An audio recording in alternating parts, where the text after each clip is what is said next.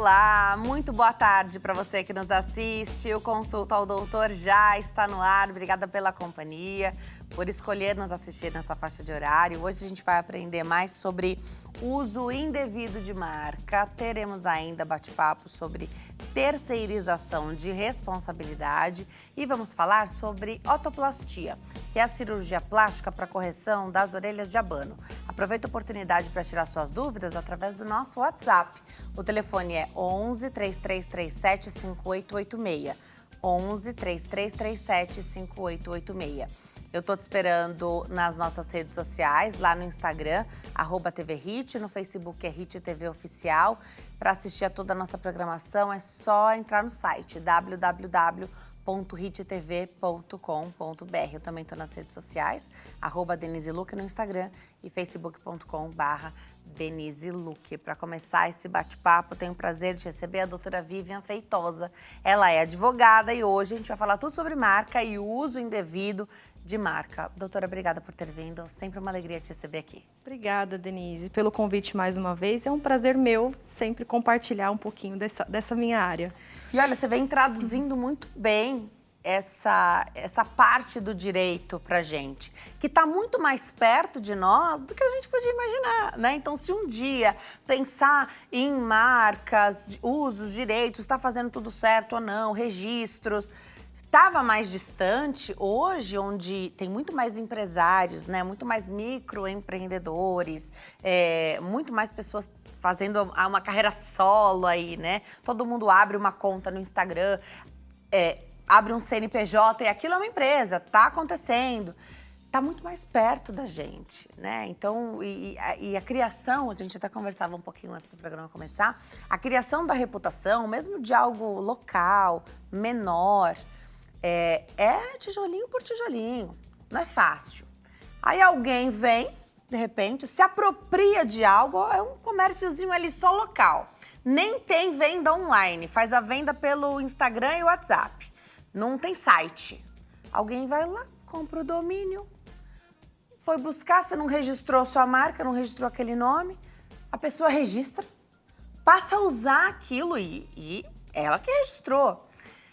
Vamos falar um pouquinho sobre isso, né? De repente alguém consegue fazer uma abrangência nacional, toma a reputação da outra pessoa que estava ali no comércio local, menorzinho, se apropria daquilo e quem que tá certo?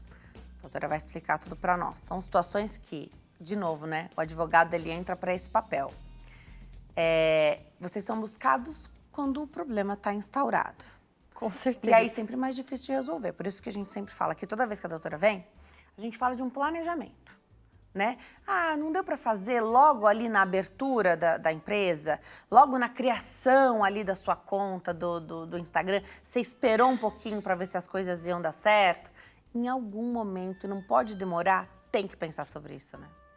Muitas pessoas acham que abrir um CNPJ já é o suficiente para proteção daquela pessoa jurídica, né? Mas a pessoa jurídica, muitas vezes, ela leva uma etiqueta, que é o que vai, de fato, ser aí direcionado ao consumidor. Como eu estou me apresentando para o meu consumidor? É onde vem redes sociais, inclusive o @ do Instagram é registrável como marca, justamente para não ter aquele conflito de várias páginas confundíveis ali, né? Então, você tendo o registro, por exemplo, do seu @, você consegue tentar fazer com que outros não utilizem aquela marca, né, como marca. Então, toda pessoa jurídica, ou até mesmo nós como pessoa física, se criarmos e começarmos a divulgar produto ou serviço com alguma identidade visual, nós estamos diante de uma marca. E toda marca, ela deveria ser registrada, né? A gente estava até conversando, é uma porcentagem pequena as pessoas que dão a devida importância. Ah, eu sou uma empresa muito pequena e ninguém vai me ver. Mas você criou uma empresa para continuar pequena ou você criou uma empresa para ter uma boa reputação? Ou será que aquela marca que eu inventei está sendo indevidamente utilizada por mim? Por mais que o empresário fale, ah, sou pequeno, mas será que você não está ofuscando os direitos de alguém que já possui aquele registro? Então, tem que sim haver a preocupação aí de estratégia mesmo inicial, quando você começa um negócio, né? A divulgação de um produto, a divulgação de um serviço, qual é o nome que eu estou colocando diante dessa identidade do meu produto e do meu serviço. É sempre nacional essa questão do registro da marca? Não necessariamente, existem empresas internacionais que fazem os seus registros aqui no Brasil. Legal, mas digo assim, por exemplo, você tem um pet shop e aí você, pelo menos naquele momento, você atende só a vizinhança. Você não pensou em fazer um comércio aí para atender o Brasil todo. Você está muito regional. E aí você pensa, até tem um pet shop com o mesmo nome que eu criei. Às vezes você vê até na própria rede social. Mas é tão longe o estado que tá esse outro pet shop. Não é nem no mesmo estado. O Brasil é enorme, né? Não vai dar em nada. Nem sei se ele tem um registro. Também, se ele tiver... eu sou pequeno e você não tá pensando em ampliar. Enfim. E essa questão é muito importante. Porque, às vezes, a pessoa que tá lá no outro estado, usando o nome que ele já tinha registrado, e aqui tô só dando um exemplo, ele pensa em expandir. E, de repente, ele quer colocar uma filial ali no teu bairro. Pronto. Não vai dar certo. Você vai ter que mudar ali o nome. E é melhor fazer isso no começo, né? Acho que esse é a principal questão, né? É a principal questão. Quando você registra, a proteção é âmbito nacional. Então, por mais que você queira ficar nesse argumento de território, o outro que estiver incomodado com você, ele tem a proteção mesmo naquele lugar que você está. Eu já tive caso em que uma marca se incomodava com a cor que era semelhante de outra. Então, todos os outros que utilizavam aquela semelhança naquele tom daquela cor, ele ia contra, ele notificava. Ele era da ia mesma atrás, área? mesmo que não fosse. Mesmo que não. Era a cor que incomodava. É claro que muitas vezes esse meu cliente não tinha sucesso nessas notificações. Tá bom. Mas até aí ele provocou muita dor de cabeça para outros empresários, inclusive os pequenos regionais. Né? Então, é essa a importância da gente entender se eu, como pequeno, mesmo regional, estou ofuscando a imagem de alguém. Será que alguém pode se incomodar comigo? Porque a gente não sabe qual é a estratégia de outros que estão nos vendo. E olha que complicado, porque a nossa marca, o nome, ele vem com um desenho, um formato, uma paleta de cores, como a doutora acabou de falar. Então não é só o nome, é também o desenho que essa marca, essa logo criaram. E se isso, às vezes o nome é totalmente diferente, mas o desenho é muito parecido com o outro aí que já existe.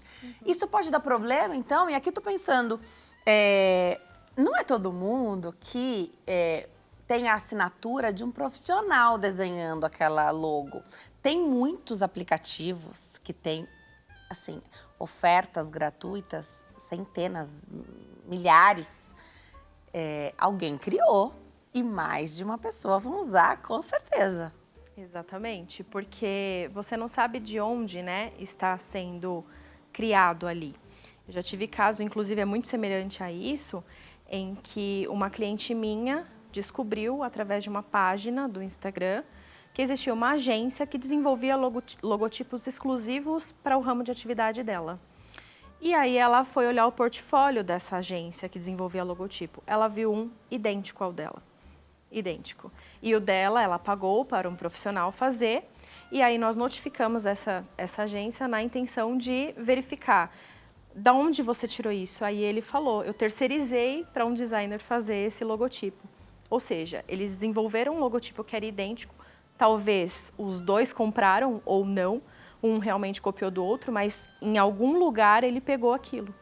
E por mais que o nome seja diferente, a gente cai aí na questão de imitação de marca. Então, se tem algumas características no conjunto que podem ser conflitantes, a gente cai na situação de imitação. E isso é uso indevido também? Entra como uso indevido? Entra como uso indevido. Então, mesmo a pessoa que, eu paguei um profissional, eu fui participando, que, né, eles colocam a gente para participar em determinado momento, né? Você participou ali da criação, mas ele te dá 4 opções, né? Então, já tá ali, já tá ali determinado, Sim. né? Eu participei. Então, olha como é importante. Você pagou, você achou que aquilo estava sendo feito da melhor maneira e não estava. E aí você pode cair num uso indevido de marca. Isso pode gerar multa.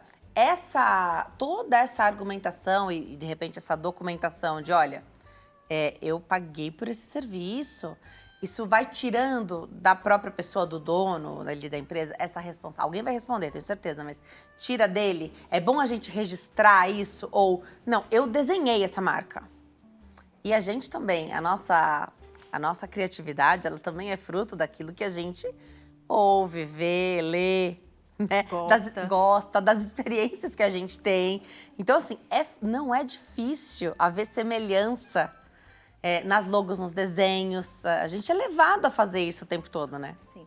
Existem algumas características onde o logotipo ele é específico de determinado ramo de atividade.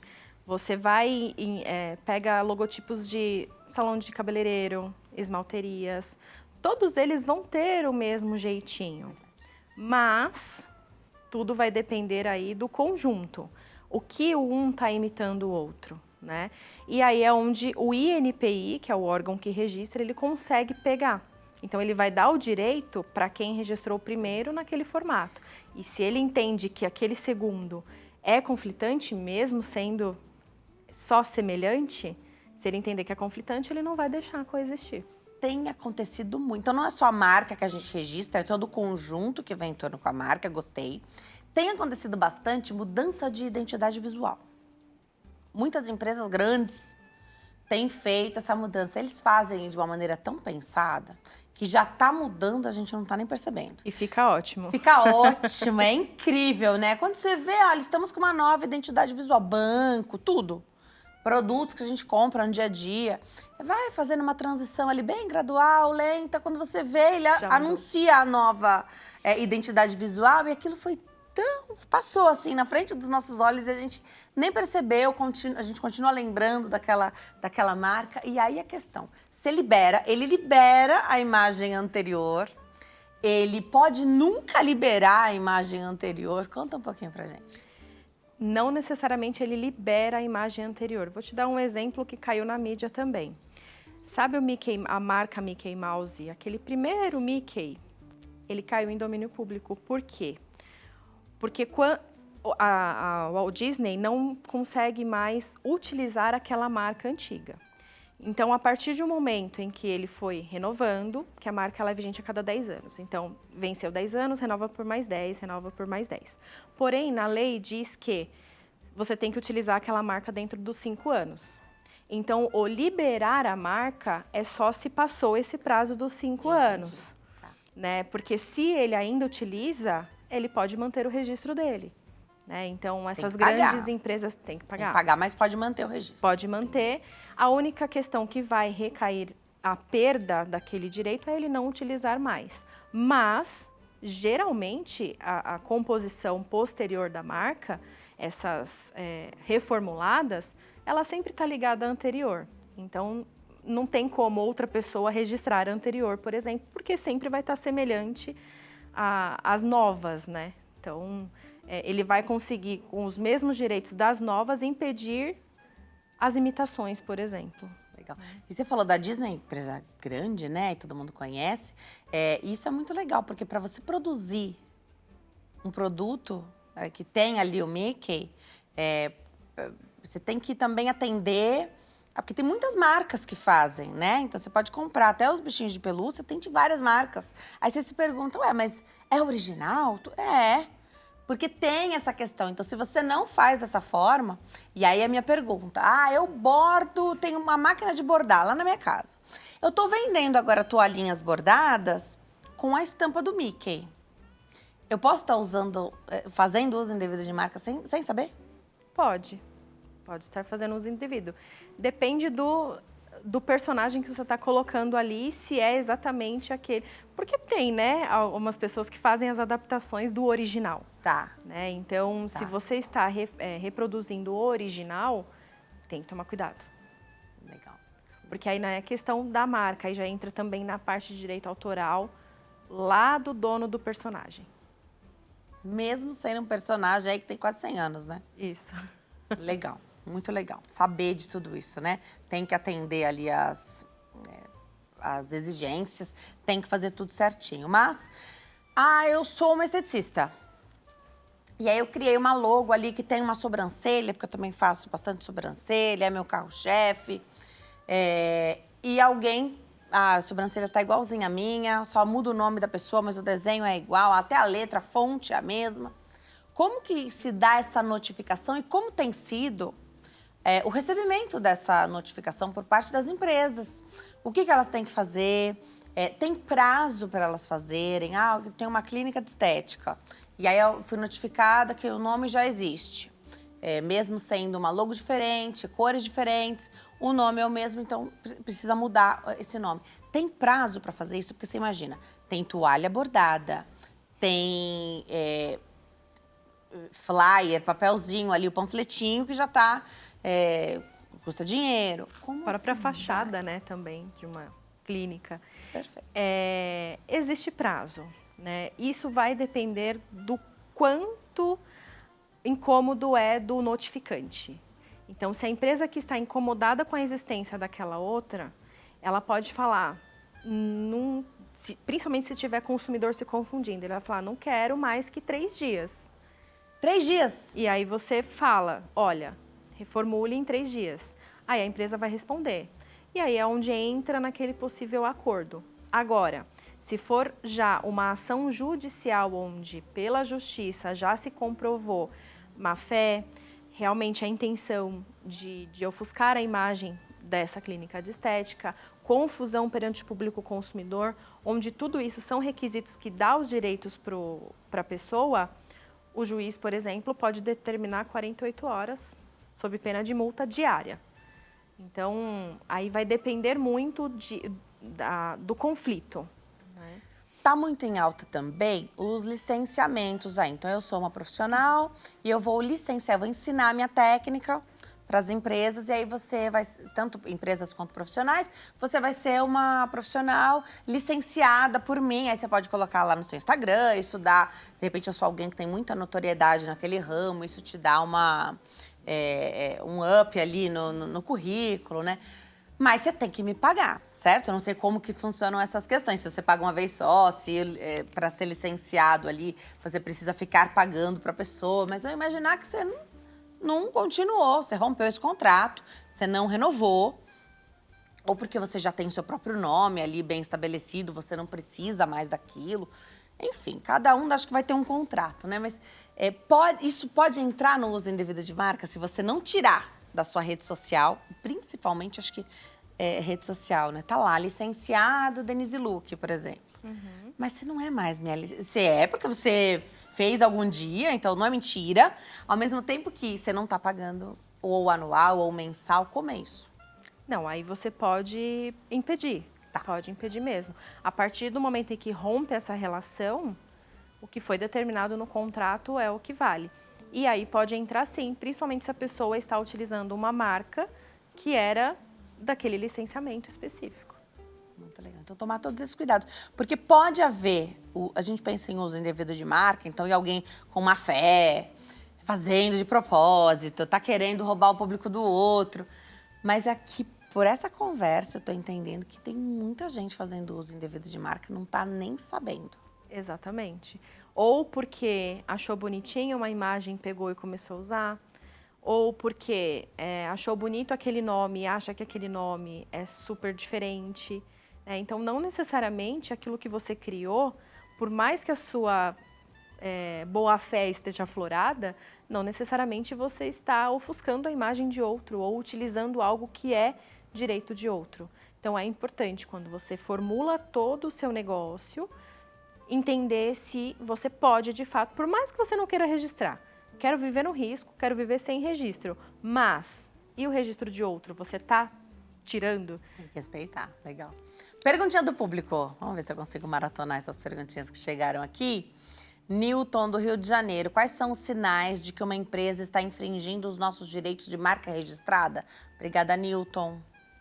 Os sinais são ou uma marca semelhante, ou um nome semelhante, ramo de atividade muito parecido, né? Então, se a pessoa possui o registro da marca, é possível identificar através de sites, da concorrência. Então, aí a gente consegue identificar, começar a identificar por aí.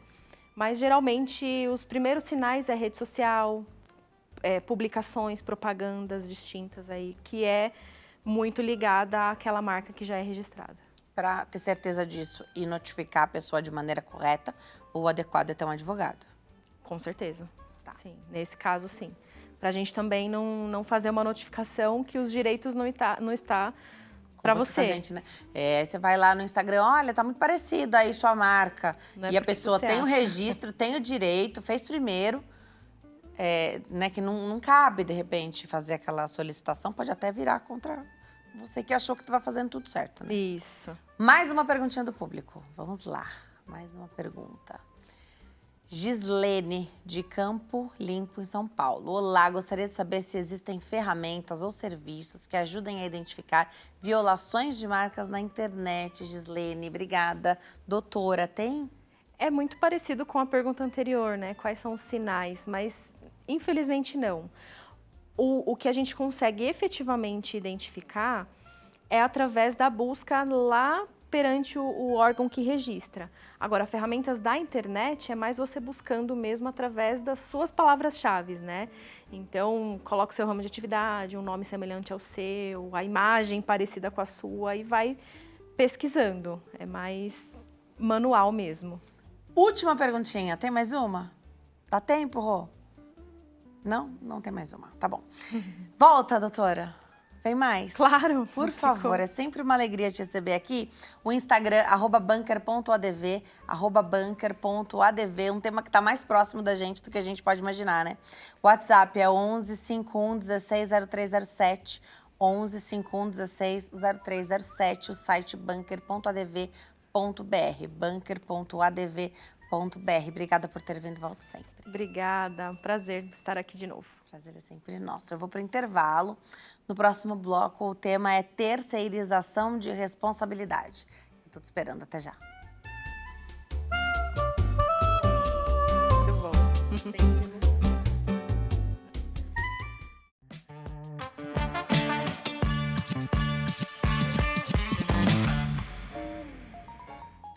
Nós estamos de volta nesse bloco para falar sobre terceirização de responsabilidade. Aproveita a oportunidade para tirar suas dúvidas através do nosso WhatsApp. O telefone é 11 3337 5886. Para esse bloco eu tenho o prazer de receber o Dr. Gladson Maia. Ele é psicólogo e advogado. Doutor, que alegria te receber aqui. Obrigada por ter vindo. Eu que agradeço, é um prazer poder participar aqui do programa, né, e poder contribuir um pouco aí com essas informações aí tão importantes, né? Um tema muito atual, né? Porque se a gente pensar o que é a terceirização de responsabilidade. Então, eu deveria fazer, então pensar aqui no papel de pais, né? Mãe e pai. Eu que deveria fazer, mas trabalho, estou ocupada, tem muita oferta de mão de obra que possa fazer aquilo que eu não tenho a possibilidade de fazer ou não quero fazer. Isso já seria uma terceirização de responsabilidade? Sem dúvida. A terceirização, ela tem numa questão que o problema nunca é seu, né? E quando você falando de criança, por exemplo, ela vai observando isso e também aprende a fazer isso, né? Que você fala assim, por que você chegou atrasado? Não foi porque você acordou atrasado, foi porque o trem demorou, porque teve trânsito. E você sabe desses eventos, mas você acaba negligenciando tudo isso. A mesma coisa quando a gente vai para a área da educação ou qualquer outro âmbito, o filho tirou uma nota ruim, não é porque ele não estudou, é porque a professora é dura, né? É porque a escola não está acompanhando ele direito. Então você fica terceirizando essas coisas e aí há também acaba fazendo um link, né, com relação às ansiedades, porque a partir do momento em que você não se vê comprometido em acompanhar, isso abre um espaço para que você possa ocupar com outra coisa.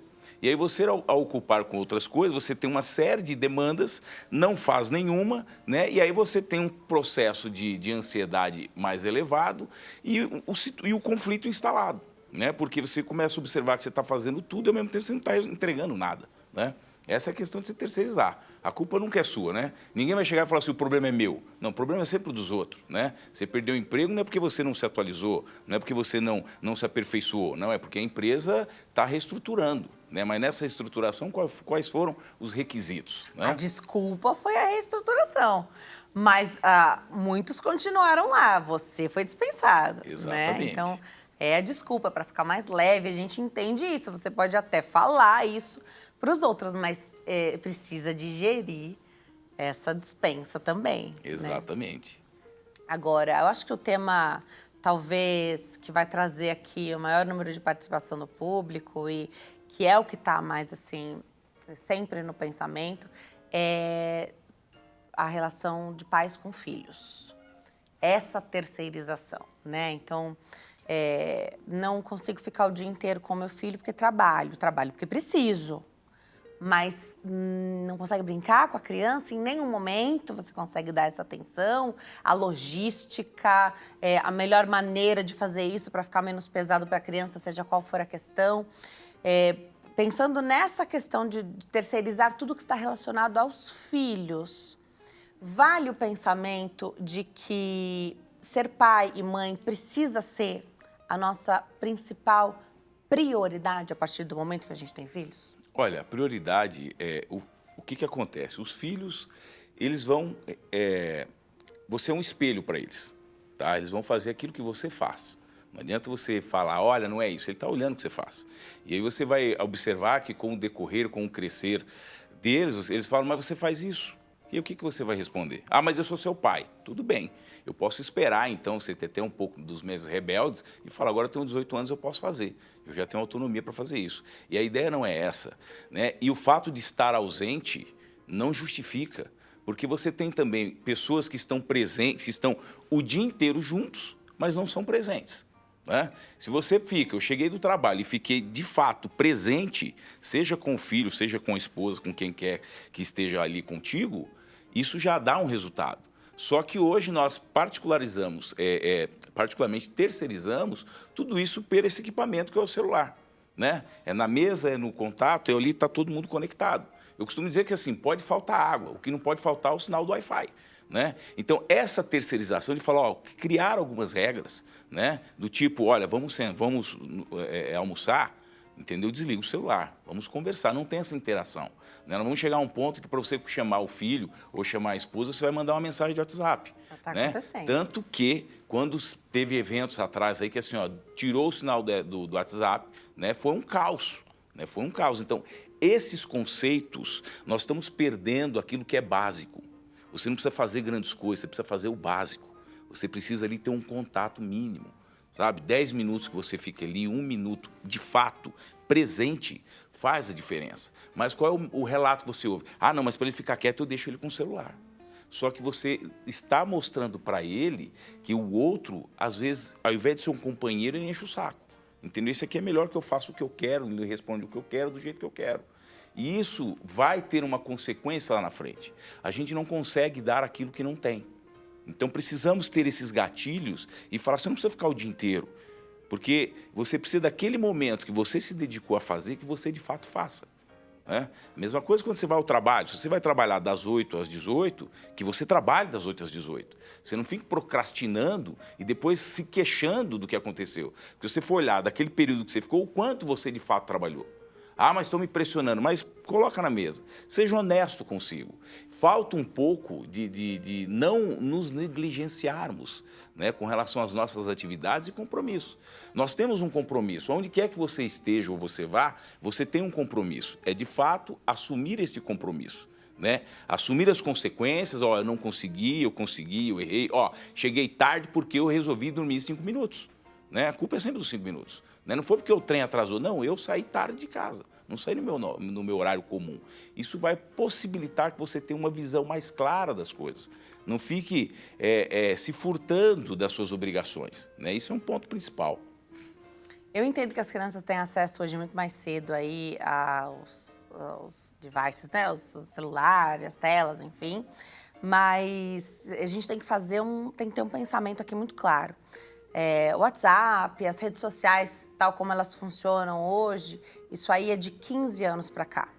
Então, pega a sua idade, menos 15, foi aí nesse momento que antes tinha Orkut, tinha Facebook, mas não era do jeito que é agora, né? Você trocava mensagem por SMS, era caro, você tinha um limite ali também, né? Enfim, não era desse jeito. A dependência, internet, que hoje em qualquer lugar você conecta, ali a internet resolve tudo. Então, pega a sua idade, menos 15, é mais ou menos o período que a gente está nessa loucura com o celular, né?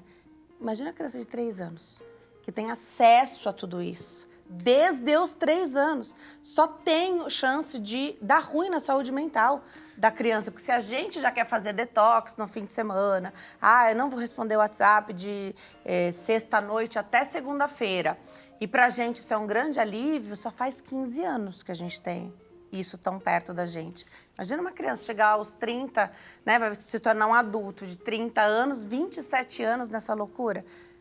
Não vai dar certo. A observação aí é a seguinte, qual que é um fato que tem que estar atento com relação à rede social, né? A rede social, ou você está bem ou você está morto. Porque assim, ou está todo mundo bem ou luto, né? Você não tem um meio termo. Você não tem assim, hoje eu acordei deprimido, hoje eu tô chato, tô down, não quero. Não, você não tem isso. Então você começa a criar aquela expectativa, aquela situação de que todo mundo tá feliz. Irreal, né? Aquela questão de que você não sabe o que é o não. Quando você começa a ver os índices de suicídio, quando você vê os índices de depressão, é porque você se depara com tanta felicidade que você se culpa quando você não se encaixa naquilo ali. E aí você fala, aquilo ali é uma fantasia. Né? Aquilo é um momento que você não pode ter como um norte, como um guia. Até porque hoje você tem muita informação e pouco conhecimento.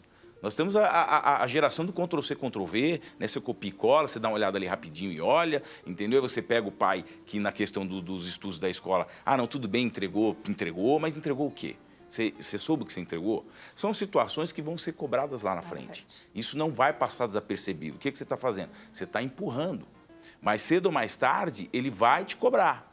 É como nós às vezes observamos quando você vai na área da saúde, o que acontece muitas vezes quando o paciente é detectado com câncer, que é um nome que só o nome já dá uma agonia, né? Sente uma dorzinha, não é nada. Entendeu? Não é nada, e vai protelando, de repente essa dor fica de uma maneira insuportável, que ele tem que ser remetido a um médico e lá, pum, detectou, você está com câncer no estágio final. Quando você fala em exames preventivos, por exemplo, não é preventivo, são exames de rastreamento. É o quanto antes eu pegar, melhor. Entendeu? Que assim, se eu pegar, peguei no começo, vou tratar, tem que tratar. E olhar para o problema e resolver. Não adianta você querer tampar o problema, que ele vai ficar coberto, mas uma hora cai. E essa é a tendência hoje. Exatamente. Tampar o problema. Tampar o problema. Se eu não estou vendo, ele não está lá. Então, só que aí você tem assim, nas questões emocionais, você vai transformar isso numa questão psicossomática, né? Nas questões da saúde, você pode ter um agravamento da sua saúde e uma dificuldade de você poder reverter esse quadro, tá certo? Vamos falar de escola? Vamos. Escola também é pauta aqui para um dia inteiro da gente ficar falando, mas vou trazer aqui algumas informações e exemplos que eu acho legal da gente pensar. Hoje, com as famílias, né? Então, você tem pai e mãe trabalhando fora, as crianças têm ido para a creche, escola, mais cedo, né? Então, você não vai só quando você é obrigado a colocar a criança na escola, elas já vão, já desde sempre. Tem criança que acabou a licença maternidade da mãe, já está indo para a creche e faz sua rotina e tá tudo bem. Mas quais são os limites? Porque não é tudo que é responsabilidade da escola, né? Então, meu filho não aprendeu tal coisa, ou a professora está dizendo que ele não está respondendo bem aos comandos, aos combinados da classe. Então essa professora não está sabendo conduzir a turma. Não sou eu que tenho que trabalhar em cima de uma dificuldade que a criança tem apresentado ali, porque eles vão apresentar dificuldades. E a gente tem que saber. Nosso filho não é bom em tudo. A gente tem que saber quais são as deficiências, do que ele precisa mais e aquilo que ele tira mais de letra, né? Hoje, existe muito mais diagnóstico de condições ali, de neurodivergências, né, do que décadas atrás. Onde, então, essa família já sabe o que precisa trabalhar mais naquela criança. A escola fica numa situação, muitas vezes, que se falar para a mãe tira da escola. Se não falar, uma hora essa conta vai chegar também. E o papel da escola não é fazer toda essa parte. Ela trabalha no ensino, mas tem uma parte de educação que é de casa, né? A escola não vai fazer esse papel por nós. A escola, o compromisso da escola é alfabetizar, não é educar. A educação quem dá são os pais. Né? Então, assim, a escola vai alfabetizar, ela pode pontuar alguma coisa ou outra, ele tem dificuldade nisso, ele tem dificuldade numa leitura, ele tem dificuldade numa escrita, mas os comportamentos de educação, ele é dos pais. Até porque tem certos valores que eu ensino para os meus filhos e que são muito caros para mim. Né? E aí eu não aceito que outros coloquem situações divergentes. Perfeito. E aí nós temos que pensar o quê? Ah, mas eu não tenho tempo. É preciso saber gerenciar o tempo. Você acha tempo para você ver as redes sociais, você não fica sem ver as redes sociais. Se você pegar lá o gráfico de quanto tempo você fica nas redes sociais, você tirar 1/3 daquilo para você olhar o caderno do seu filho para poder acompanhar a escola, isso vai mudar significativamente. Por quê? O garoto, ele conhece, ele sabe os seus limites, ele testa seus limites. Né? Ele sabe que você vê ou que você não vê, entendeu? Ele sabe que se ele levar uma advertência, ele tem como burlar aquela advertência. Porque você tem, infelizmente, muitos pais que não conhecem os seus filhos. De fato, de falar, eu conheço você, rapaz. Você está fazendo coisa, não é possível. E você joga essa situação para a escola. Né? E aí, assim, a escola também, cabe aos pais também verificar o conteúdo dessa escola. Eu costumo dizer que, assim, quando você pega na primeira infância ali, o que é escola, de fato, o que é uma pré-escola, uma creche, o que é estacionamento de criança. Por que eu falo que é estacionamento de criança? Que você pega, vai trabalhar, larga a criança lá, trabalha o dia inteiro, volta, pega ele e volta para casa. Entendeu? Assim, qual foi a interação? O que você aprendeu? O que você fez hoje? Qual a pergunta que você fez hoje para ele? Como é que foi a escola? Ah, não tenho tempo, não dá tempo, não tem tempo. Mas eu parei 1 minuto, que seja, eu estou aqui conectado. Às vezes, mudar as prioridades e acompanhar. Porque quando você acompanha, se eu conheço meu filho e a professora fala algo, ou qualquer pessoa fala algo, fala, não, isso não é do comportamento dele, porque eu conheço ele. Quando eu não conheço ele, eu vou entrar meio que numa defesa, vou pegar o caso, vou defender porque você está do meu lado e vamos ver o que dá. Isso aí gera um estresse, gera um desconforto, e nesse conflito, muitas vezes você não resolve, você sai chateado, você briga, você muda de instituição, só que se você não resolver esse problema aqui, esse problema vai ser arrastado para outro local e você vai ficar pulando de escola em escola, de lugar em lugar, ou até que chega um momento que ele vai ser rotulado, desse jeito mesmo, e você vai lidar com essa situação. E é muito ruim quando você rotula, porque quando você rotular, é que você fala, não tem mais jeito. Entendeu? Ah, o moleque é bagunceiro mesmo. Não, ele não é bagunceiro. Vamos entender porque ele é bagunceiro. Por que é os limites? Quais são as questões? Quais são as situações? Né? Só que fazer isso gera compromisso. E eu estou tão atarefado, não dá. Né? É isso que a gente tem que pôr na balança. Legal.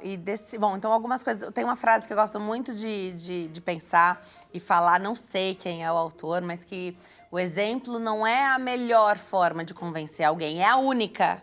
Então, você falou do exemplo, o espelho ali, achei muito legal.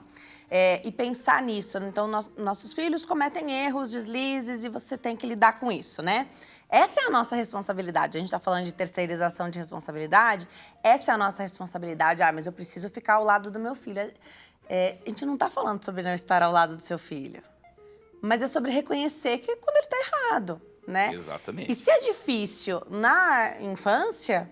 Como é que vai ser na adolescência? Como é que vai ser na vida adulta? Hoje, essa geração tem saído de casa com mais de 30 anos. E enquanto está em casa, pelo menos essa é a minha visão, enquanto mora na minha casa, responde para mim. Comenta um pouquinho. Veja só, essa questão da responsabilidade é algo que, sem perceber, você acaba... As pessoas, eu já acompanhei uma situação desse modo, que foi a seguinte... Garoto estuda pela manhã, dia frio, você vai chegar mais atrasado porque você vai dormir mais um pouco, está muito frio, chegar lá na hora eu vou dizer que você acordou com dor de barriga. E é por isso que você demorou. Já é um péssimo exemplo. O garoto está só ouvindo isso. O que ele está observando? Bom, toda vez que eu quiser burlar alguma coisa, eu invento uma desculpa. Só que essa desculpa na escola, ela vai ser aceita Porque, assim, se eu falar que não, você tira da escola. Se for numa escola pública, eu falar que não, isso gera um rebuliço danado. Então, assim, esse problema não é meu, esse problema é seu. Só que esse garoto cresce com essa artimanha. Quando ele vai ter o primeiro emprego dele, ele começa a trabalhar, e ele fala, hoje eu não vou porque hoje eu quero ficar aqui, eu quero ficar olhando, eu vou empinar um pipa, vou fazer coisa do tipo, eu vou dar uma desculpa amanhã. Essa desculpa não vai colar. Ele vai ser o quê? Já que você não pôde vir ontem porque você estava tudo bem, então você ficou essa semana, não precisa vir mais. Você perdeu o emprego. E aí você fala, a empresa que é ruim. Não, você que tentou uma situação que agora não cabe mais. Aqui o compromisso é outro. É você que presta o serviço e não eu. Enquanto eu presto o serviço e eu preciso de você para manter minhas contas, para manter o negócio, eu engulo algumas coisas. Só que o prejuízo não vai ser meu, vai ser seu. Então ali eu tenho que falar, isso está errado, você tem que ir. Se você se comprometeu, você tem que cumprir e fazer. Se você fala assim, olha, antes de você dormir, você tem que lavar a louça. Ele foi dormir, acorde-o e põe para lavar a louça, porque amanhã eu garanto para você que ele não vai dormir querendo falar assim, eu vou dormir, e aí minha mãe vai lá e lava. Não. Filho, você foi dormir, você esqueceu de lavar a louça. Acorda lá, tem só 2 pratos. Entendeu? Fazer ele participar disso. Não é nenhum pecado ele participar disso. E também é importante lembrar assim, quando você quebra um copo, se o garoto ou quem quer que seja quebrou um copo, ele sabe que quebrou o copo. Você não precisa ficar, você quebrou o copo! Isso enche, isso retrai. Você fala, bom, você viu que você quebrou o copo, então agora você tem que limpar, você tem que quebrar. Presta atenção para que isso não aconteça de novo. É diferente o trato. E isso faz com que você evolua, isso faz com que você cresça. Que legal. E você falou das redes sociais, a gente de fato mergulha muito nas redes sociais, mas tem algumas ferramentas que eu acho muito legal da gente usar. O limitador de tempo, é claro que você é adulto, você tem seu celular, se você quiser você vai lá e conecta de novo e vai poder ter acesso, mas saber quanto tempo, não, só vou ficar 2 horas por dia navegando aqui nessa rede social, né? Tem uma rede social que o objetivo é essa, não tem fim. A timeline, né? Então você vai rodando, sempre tem uma coisa nova, é impossível chegar no fim da timeline dessa rede social que a gente usa mais hoje. Então, tem o limitador de tempo, já te dá um norte. Nossa, 2 horas aqui já, você nem viu esse tempo passar. E também tem muito profissional, você falou da escola, aproveitar esse momento do trajeto, ida e volta, conversar com os nossos filhos. E os profissionais têm dito que a gente tem que fazer as perguntas certas. Perguntar, e aí, como é que foi o dia na escola? A criança não vai responder o que a gente quer. A gente tem que ter uma outra abordagem para que... Então, assim, a rede social, ela pode ser usada, queria que você comentasse isso. Tem muita coisa legal, dá para usar a nosso favor, mas não dá para abrir mão da responsabilidade do cuidado do nosso filho para ficar vendo a vida do outro na internet. 2 coisas importantes que eu gostaria de salientar. Primeira, porque ao invés de eu perguntar como é que foi o dia dele, eu não começo falando do meu. Legal. Certo? Que isso vai estimular e falar, pai, meu pai foi desse jeito. É uma forma diferente. Tá certo? Legal, eu não vou querer. legal. Porque eu tenho uma pergunta investigativa, né? Por que você fez? Pô, que meu pai quer saber, quer gerenciar aquilo lá. Legal. Segundo ponto, vamos tratar as coisas com responsabilidade. Adulto você trata como adulto, criança você trata como criança. E a responsabilidade, que é um tema aqui que nós estamos colocando, não é um download que você faz quando ele completar 18 anos. Ele tem que vir aprendendo isso. Então, se eu vou ensinar ele a aprender isso, eu falo assim, olha, filho, é o seguinte, você vai ficar até às 8 horas da noite no celular, eu quero que você faça tal coisa e primeiro você faça a sua lição de casa. Se você não fizer a sua lição de casa, você vai ficar sem o celular uma semana. Tá certo? Aí ele não fez a lição de casa, mas ele fez aquela carinha do gatinho do Shrek lá e você se sensibilizou e deixou. Pronto, você rompeu. Porque se ele falar, olha, nós não fizemos um acordo, se você fizer isso, você não vai ter aquilo, se você fizer direitinho, você vai continuar tendo. É isso, né? O preço da liberdade é a eterna vigilância. Se você ponderar isso para ele, ele vai aprendendo como é que as coisas são. E aqui em casa nós temos a sensibilidade, às vezes um pouco mais enérgica, mas você tem um carinho. Lá fora você não vai ter essa compreensão toda. Né? E aí você começa a distribuir. Outro detalhe, o que é que mais causa distúrbio hoje, emocional e psicológico? As pessoas não sabem ouvir um não. Entendeu? Você fala não, parece que cai o mundo. Não é não. Né? Não precisa interpretar muita coisa. Por que você está sem celular? Porque nós combinamos algo que você não fez. Né? Existe um exemplo clássico que eu gosto, que é assim, filho, se você for bem na escola, tirar notas boas, eu vou te dar uma bicicleta. Você vai andar de bicicleta no final do ano. Tá certo? O garoto foi lá e não tirou notas boas. Eu dou a bicicleta para ele? Eu não dou a bicicleta para ele, mas eu compro a bicicleta. Eu falo, a minha parte está aqui. Ó. Como você não cumpriu, ela vai ficar pendurada. Quando você cumprir sua parte, eu dou. Você fala, eu não vou ganhar mesmo. Mas se eu ganhar, eu podia estar andando, mas ela está pendurada porque eu não cumpri a minha parte. É a coisa do trabalho. Se eu não trabalhar, eu recebo no final do mês? Não recebo. Né? É a mesma situação. Estímulo e resposta. Um estímulo reforçado, ele se repete. Um estímulo punido, ele se extingue. Você não põe o dedo toda vez na tomada para ver se dá choque. Você pôs uma vez, deu choque, não foi agradável, você não põe de novo. É essa a relação. Veja, faça o básico. Não fique buscando o extraordinário. Às vezes a gente fala assim, eu quero pegar meu filho e levar ele para Disney. Não, ele quer ir no parque e andar de bicicleta com você. Entendeu? Esse é o ponto. É assim, vá para o simples, que você resolve muita coisa. Muito legal. Tem perguntinha do público? Vamos colocar na tela, por favor? Saber o que chega para nós, o doutor vai ter que voltar. Gilberto, aqui de São Paulo. Uma criança que não precisou lidar com regras e não recebeu negativas, terá menos habilidade para lidar com questões práticas da vida, que muitas vezes impõe por si própria os nossos limites? Obrigada, Gilberto. É isso, se ninguém impôs limites, a vida está aí para isso, né? Veja, quem não tem limite, ele tem uma tendência, porque aquilo assim, ele não teve limite porque estava dentro da casa dele e pode tudo, mas lá fora a vida não é dessa forma. E lá, sim, eu não estou nem um pouco preocupado se você vai chorar, né? Se você vai se sentir mal, porque eu troco você. Nós estamos falando em termos de trabalho. Nós estamos falando em termos de vivência social. Quando você fala a questão... Hoje, quando você tem muita sensibilidade na questão do bullying, que hoje dá um foco com relação a isso, sempre teve. É que a maneira de lidar com isso era outra. Hoje, está certo? Não estou falando que está certo. Estou falando que a gente tem que digerir a situação e parar de dar muito foco para o negócio, porque a sombra fica muito grande se eu colocar muita luz aqui nesse probleminha. Tá certo? Então, assim... essa questão de limite, se você não teve, a maneira que você vai aprender vai ser muito dolorosa, né? Vai ser muito dolorosa porque eles vão vir. Doutor, sendo psicólogo e advogado, a minha visão é que você une bastante assim, o acolhimento do psicólogo, mas com a rigidez do advogado, o que pode, o que não pode, o sim, sim, não, não. Tô gostando muito desse bate-papo. Você vai ter que voltar, com certeza. Tem muitas nuances aí que a gente pode conversar. Antes de fazer a última pergunta, já vou deixar o Instagram do doutor, @Gledson_Maia, @Gledson_Maia, e o LinkedIn é Gledson_Maia. Gledson_Maia. Doutor, obrigada por ter vindo. Eu que agradeço, é um prazer. Eu vou me preparar para dar um recado. Enquanto eu chego até lá, te deixo uma pergunta final aqui, né? Então, tem muita gente assistindo que quer mudar, que tá viciado em celular e quer fazer esse desmame, que também não quer que o filho se acostume com a ausência mesmo na presença física dessa família, né? Porque a criança fala isso, né? Mas você tá aqui, mas você não tá brincando comigo. Você tá aqui, mas você não tá prestando atenção. A criança fala isso.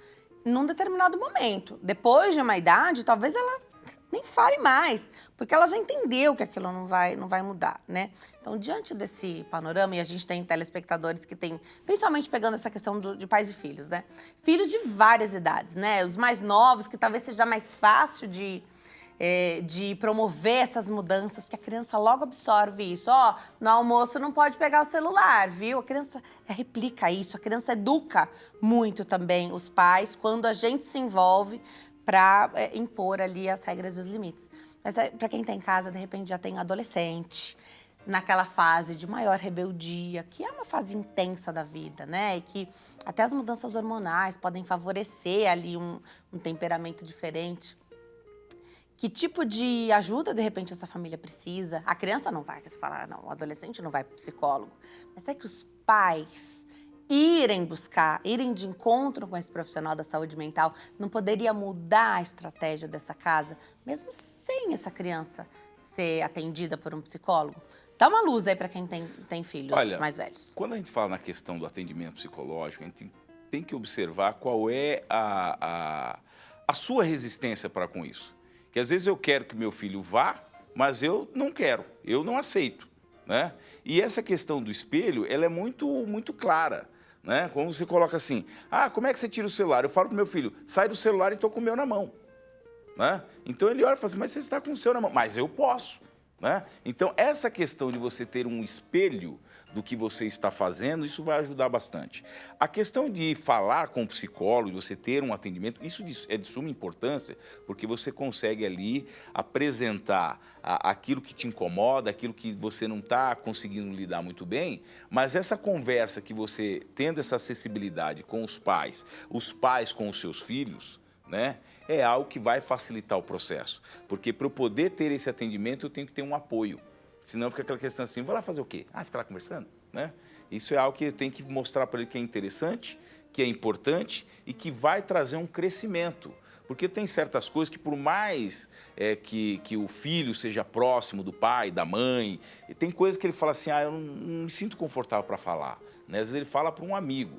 É ter essa transparência, né? Nós precisamos ser transparentes, nós precisamos olhar o que estamos fazendo para poder cobrar. Às vezes você cobra aquilo que você não faz e aí fica mais difícil o resultado.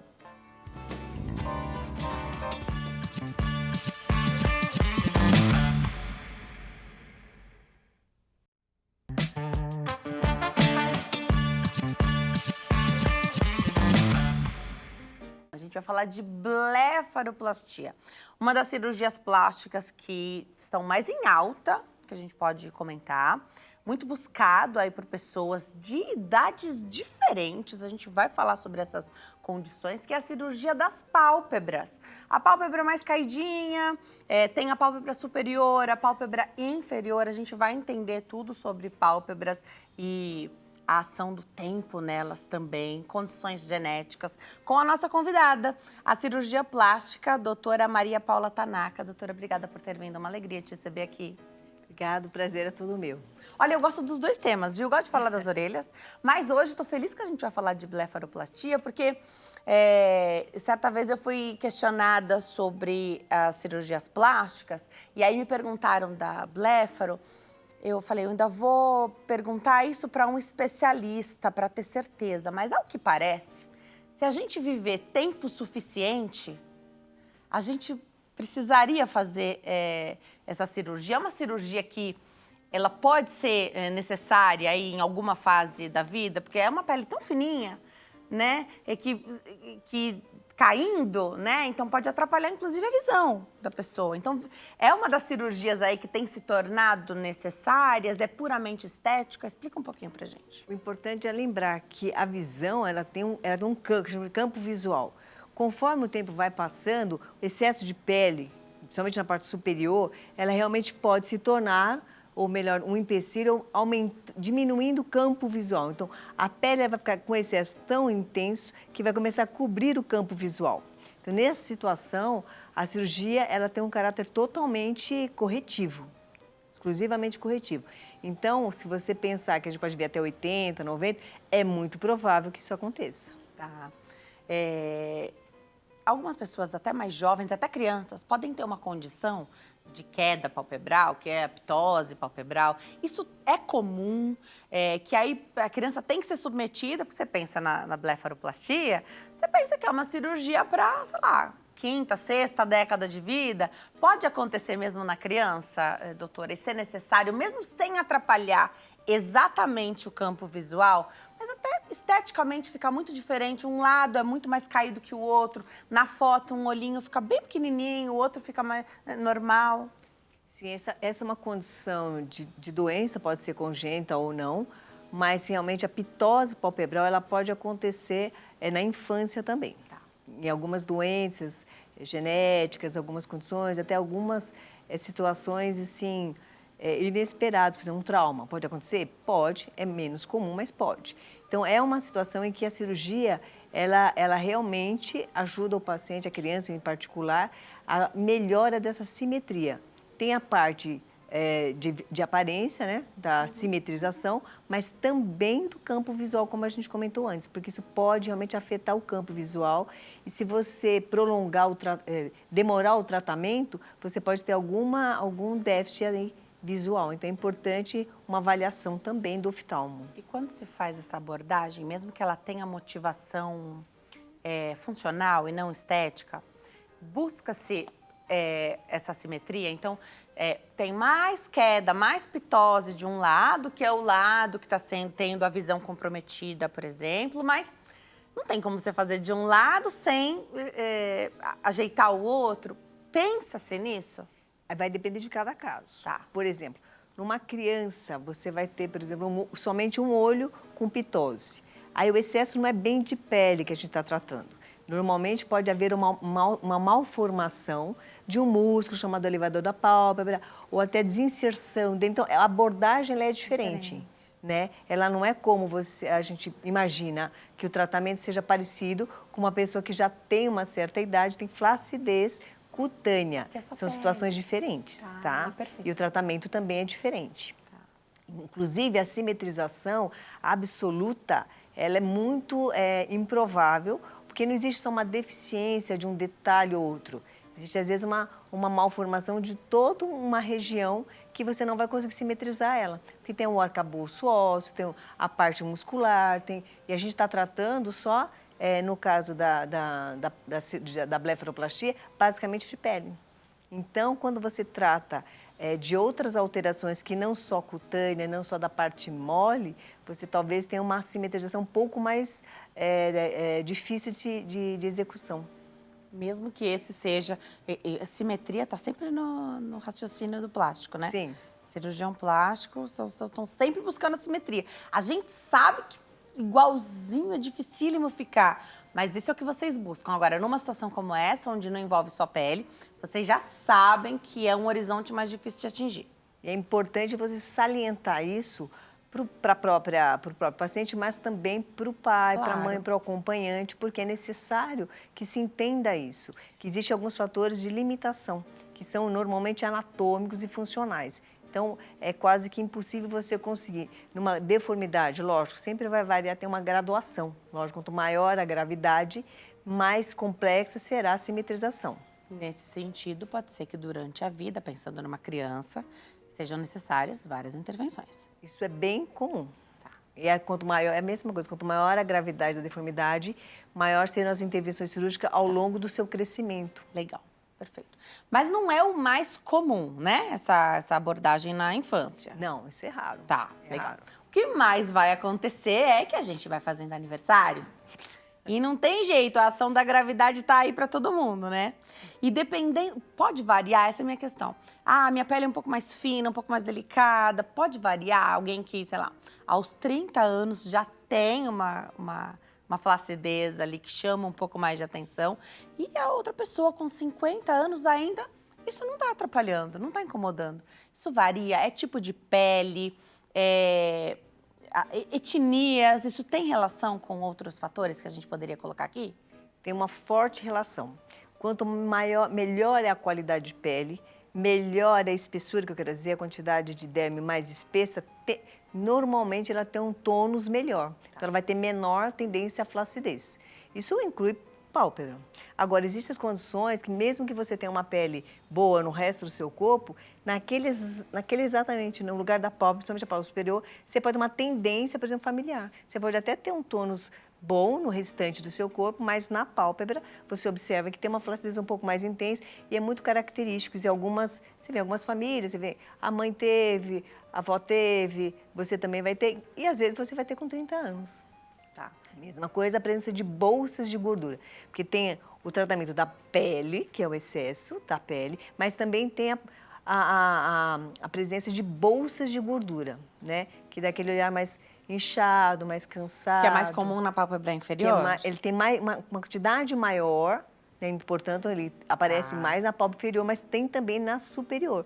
E é comum mais, assim, a quantidade exuberante de bolsas de gordura, por exemplo, em orientais. Em orientais tem uma quantidade de bolsa mais proeminente, né? Então, você vê que é um olho mais inchadinho. Olhando, você observa que tem uma tendência maior a ter bolsa. Tá. Agora, fazendo essa abordagem, você pode... só incomoda a pálpebra inferior? Só aborda a pálpebra inferior ou faz a abordagem completa? Como é essa conversa? Normalmente, a abordagem vai depender muito de cada caso, sempre. Mas o que é mais comum, muito mais frequente, é a abordagem da superior quanto inferior. Por quê? O processo de envelhecimento ele acontece da superior e na inferior. Você pode ter uma tendência maior a ter, por exemplo, uma quantidade de pele a ser retirada na pálpebra superior, né? e na inferior um pouco menos, mas o mais comum mesmo é você abordar os dois. O que você vai mostrar pra gente nessa bonequinha? Assim, Conta pra gente, então, doutora. só queria ilustrar um pouco, Legal. porque às vezes é um pouco difícil só você mesmo. falar. É né? verdade. Então, é mais complicado. Então, quando a gente falou das bolsas de gordura, o que é a bolsa de gordura? Realmente é uma bolsinha cheia de célula de gordurosa e que ela faz uma projeção. Quanto maior a quantidade dessa bolsa, dessa gordura, e maior é a flacidez, a contenção da pele, o músculo que a gente tem aqui, ele tem essa função, a pele e essa musculatura, ela tem a função de ajudar a comprimir essas bolsas, mantendo ela numa posição mais adequada, mais harmônica com o seu rosto, deixando o seu rosto menos cansado. Agora, algumas pessoas têm uma tendência a ter uma produção maior dessa gordura e também ter uma pele mais flácida, mais fina, com uma musculatura também. E o que vai acontecer? Projeção. Então, você vai ter um abaulamento, é mais evidente realmente na pálpebra inferior. Você tem a pálpebra, as bolsas, né? Que você tem, ela é... Deixa eu só tirar um pouquinho, só para poder explicar melhor. Legal. Tá vendo? Então, você tem, na pálpebra inferior, o mais comum é ser essa bolsa do canto interno, ela ser maior, mais projetada, a do meio e a lateralzinha. A lateral é a mais difícil de ser localizada. E esse em amarelo na superior? Ela, na verdade, ela está um pouco exuberante, porque ela é menor, tá? Tá. Então, ela tem uma bolsa menor no canto Tá e um bom. pouquinho na lateral, tá? Tá bom. Então, você tem 2 bolsas na parte superior e 3 na parte inferior. A abordagem da pálpebra inferior é nesse tracejado, então, é na borda dos cílios. Então, Bem escondidinha. bem cicatriz. escondidinha, com uma estratégia de qualidade, em geral, excelente, ela fica pouco visível. Mesmo na pálpebra superior, você vai ter essa cicatriz, mas é com uma qualidade da cicatrização, em geral, é muito boa nessa região, exatamente porque a pele é mais fina. Então, você vai ter uma pequena marca, né, que é da cicatriz, mas ela é pouco visível. Então, é uma cicatriz que, assim, de qualidade, assim, vale muito a pena você se submeter a essa cirurgia, porque a cicatriz realmente é bem perceptível, e no caso das mulheres que gostam mais de maquiagem, qualquer maquiagem cobre. Então, aí tem essa situação, que eu ia mostrar que é a bolsa de gordura, musculatura, né? Que ela pode ser mais espessa ou menos, também conforme é uma característica racial. Os orientais, por exemplo, têm uma espessura dessa musculatura que cobre essa bolsa mais espessa. Enquanto, assim, as pessoas de raça mais clara, mais branca, ela é mais delgada. Tá. Né? Então, você percebe uma projeção maior, tá? E aí, eu te mostrar só quando você tem, quando é só pele, sabe? Às vezes, você só tem pele. Só o você excesso tem, da pele só o excesso de mesmo. pele. Então, o que você Flacidez, vê... né? É flacidez. Puramente flacidez. Aí você tem esse excesso de pele que começa a cobrir os cílios. Quem tem maquiagem definitiva, né? Você já começa a não... Fica difícil maquiar também, Fica você tem que difícil. levar a pálpebra para fazer aquele delineado. E aí depois ela cai e borra. Isso, carimba. Borra rímel, borra a sombra, você não consegue mais ver, não consegue visualizar a que chama a prega tarsal, né? Que você dá uma característica muito de jovialidade, o olho fica mais amendoado. Então, os orientais também têm um olho mais fechadinho. Então, existe uma cirurgia que faz parte da blefaroplastia, que pode fazer parte da blefaroplastia, que é a fixação desse sulco. Pode dar uma elevada, é isso? Porque ele fica com aquela dobra mais marcada, como Tá. aqui, tá? Tá bom. Então, só que a dobra, em geral, essa prega tarsal que a gente chama, realmente ela é menos evidente, né, nos orientais e mais evidente em ocidentais. Então, você vai ter uma prega maior ou menor, conforme as características raciais. Então, também é possível fazer isso na blefaroplastia, que é ocidentalizar um olhar mais oriental. Entendeu? Além de corrigir a flacidez, a presença da bolsa de gordura, também é uma situação que pode ajudar no seu olhar. Porque existem muitas abordagens minimamente invasivas para a elevação desse olhar, e todas elas são temporárias. Sim.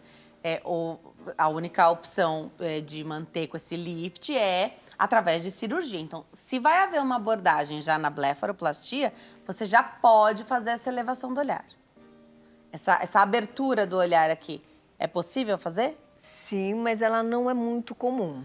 Tá, né? perfeito. Porque, assim... Essa não é a ocidentalização que não, você falou. a ocidentalização é essa prega. Ah, perfeito. Tá bom. Né, o olhar oriental, ele é mais assim, Tá. fechadinho, ele é mais gordinho, né? Você não consegue visualizar essa prega.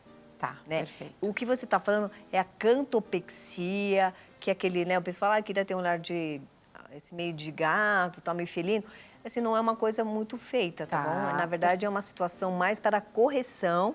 Aí, no caso de uma outra situação que é desagradável, que pode ser decorrente de uma própria cirurgia, pode ser decorrente de doenças, pode ser decorrente de trauma, mas o que acontece nessa situação é que você tem o que a gente chama de equitrópio.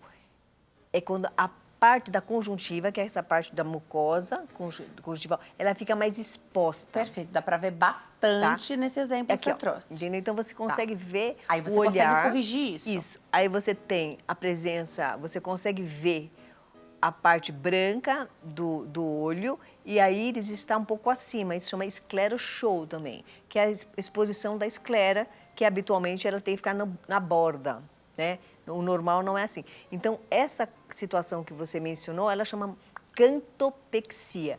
Você vai corrigir esse equitrópio através de uma cirurgia no canto do olho, fixando essa pálpebra que por flacidez, por trauma ou alguma outra situação, ela ficou aberta. Então, isso dá lacrimejamento, incômodo, pode dar infecção. Então, é uma situação que merece e deve ser corrigida. E tudo isso através de um planejamento muito bem feito, né? E o que me chama a atenção, a gente tem 2 minutinhos, doutora, é que quando a gente vai fazer qualquer tipo de cirurgia, especialmente as plásticas, a gente vê bastante a marcação corporal. Tem marcação antes da cirurgia para a paciente ou para o paciente conseguir ver aquilo que vai ser tirado antes mesmo de ir para a sala de cirurgia, doutora? Até tem algumas simulações em computador e tal, mas a gente não recomenda. Tá bom. Por quê? Porque é muito complexo, assim, quando você lida com uma célula viva, ela tem vida própria, então não dá para você dizer, se eu cortar exatamente aqui ou ali vai ficar daquele jeito, porque o ser vivo ele é diferente de um boneco de massinha, que você corta ali, emenda, tá tudo certo. A gente depende da cicatrização, dos bons cuidados, de algumas intercorrências que podem acontecer no pós-operatório, como sangramento, infecção, a pessoa que realmente mancha com mais facilidade, pessoas que têm tendência à olheira, pode piorar essa situação. Então, tudo isso não dá para a gente, simplesmente num programa de computador, o que vocês estavam falando anterior, é que isso a gente sofre bastante com a plástica em relação à imagem, né? Não dá para garantir resultado não dá, também, né? É complicado. Mas, assim, o que dá você, com a marcação de uma caneta própria, né? Isso. E você mostrar para o paciente aonde será feita a incisão e qual é o excesso que vai ser retirado. Isso é possível, tá? Mas é uma marcação, assim, para o leigo é complicado ele entender. E até porque a região é muito pequena, né? Então, é complicado, mas assim, pequenininho, você pode mostrar legal. exemplos, né? De pessoas que já foram operadas, Ótimo. isso é mais factível. Olhos parecidos, situações parecidas. Sim, tem que ser mais ou menos a mesma faixa etária, mais ou menos uma descendência de etnia parecida. Isso conta bastante.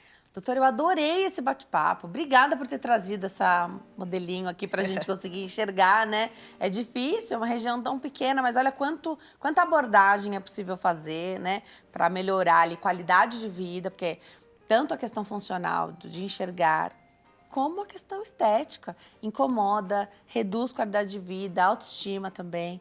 Te agradeço muito e vou deixar o Instagram, @doutora Maria Paula Tanaka, @DRA Maria Paula Tanaka, lá no Instagram. Venha sempre, doutora. Obrigada, Nilce.